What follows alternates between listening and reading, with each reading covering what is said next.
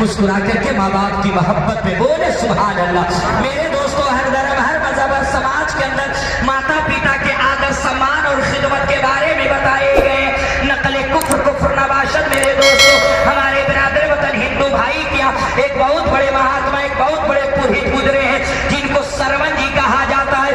जब सरवन जी नौजवान हो गए, बिल्कुल सज्ञान हो गए और माता पिता बूढ़े हो गए और आंखों की बीनाई रोशनी कम होने लगी, तो एक रोज सरवन जी के माता पिता ने कहा, बेटा सरवन, अब हम बूढ़े हो गए हैं, अब हम चाहते हैं कि तीर्थ यात्रा पे जाएं। तीर्थ यात्रा ना समझ पाए हो तो इसका उर्दू करके देखे। तीर्थ यात्रा का माना होता है कि पाकीज़ा जगहों को देखे।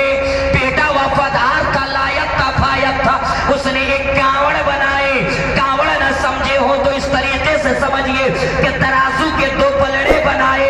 एक पलड़े में सरवन जी अपने माता जी को रखे और दूसरे पलड़े में अपने पिताजी को रखे और कांधा पे लाद करके तीर्थ यात्रा घुमाते दिखाते लेकर के चलते रहे।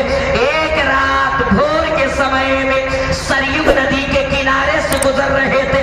बूढ़े माँ बाप को प्यास लग गई।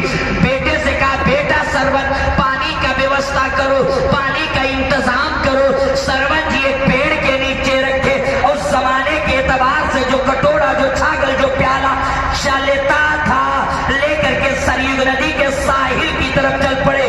तो जमाने के राजा महाराजा राम जी के पिताजी दशरथ जी शिकार खेलने के लिए हाथ पे हाथ लगाए छुपे हुए थे। जो इस सरवन जी अपने प्याले को, कटोरे को, डुबरी को पानी में डुबोया और पानी को उठाया तो छलकता हुआ पानी पानी पानी पे गिरा तो लब से या डब से आवाज गूंजी। तो दशरथ जी समझे कि कोई हिरन, कोई जानवर, कोई पशु पानी पीने आया है। तीर और कमान को तान करके छोड़े, जा करके सरवन जी को लगा, जमीन पे गिर पड़े। दौड़ करके दशरथ जी गए कि हमने तो शिकार कर लिया है, मगर जो ही करीब गए तो देखा क्या, ये तो पशु नहीं है, ये जानवर नहीं है, ये हिरन नहीं है, ये तो एक मनुष्य है। आपके अंदर का मानवता जाग उठा, अंदर की आदमियत जाग उठी, इंसानियत जाग उठी। आप जमीन पे बैठ गए और सरवन जी के सर को गोद में लेके सहलाने लगे और कहा, ए मुसाफिर, मुझसे अनजाने में गलती हो गई है, मुझको अनजाने में भूल हो गई है, मुझको क्षमा कर दो, मुझको मुआफ कर दो। तब सरवन जी का प्यारा जवाब सुनिए। सरवन जी ने कहा, ए शिकारी, अगर तुमको मुआफी ही मांगनी है, क्षमा ही मांगना है तो मुझसे मत मांगो, मेरे बूढ़े माता पिता से मांगो। सरवन जी का एक गैर मुस्लिम का अकीदा नजरिया है कि जिसको भी स्वर्गवासी बनना है, माता पिता के चरणों में रहना होगा। जिसको भी वैकुंठ में जाना है, माता पिता के चरणों में रहना होगा, उनकी खिदमत करनी होगी, उनके शरण में रहना होगा।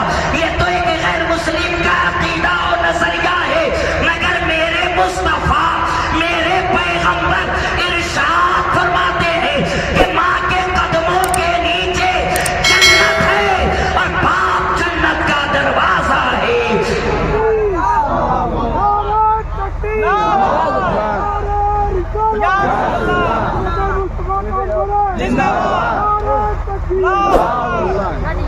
तो मेरे दोस्तों, माँ बाप के कदमों के नीचे जन्नत है और बाप जन्नत का दरवाजा है। उनकी खिदमत कीजिए, उनकी सेवा कीजिए और उनके मोहब्बत कीजिए। रोजी नहीं मिलती है, किसी मौलवी की ताबीज गले में मत लटकाइए, किसी बोतल में किसी से मत दम कराइए।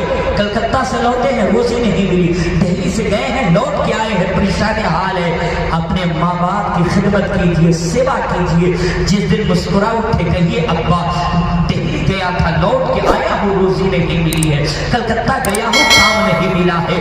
जिस दिन माँ बाप या आपकी वालदा, आपकी माता आंचलों के तलों से हाथ को उठा के दुआ कर दी, परवरदिगार मेरे बेटे के मुकद्दर में रोजी इनायत अता कर दे, तो दुआ बाद में कबूल कबूल होगी, रोजी दरवाजे पे पहले दस्तक देगी। इसलिए माँ बाप की खिदमत कीजिए, माँ बाप की सेवा कीजिए। और मेरे दोस्तों, आज ये नजरिया हो गया तो इंशाअल्लाह हम यहाँ भी कामयाब है, मरने के बाद भी कामयाब है।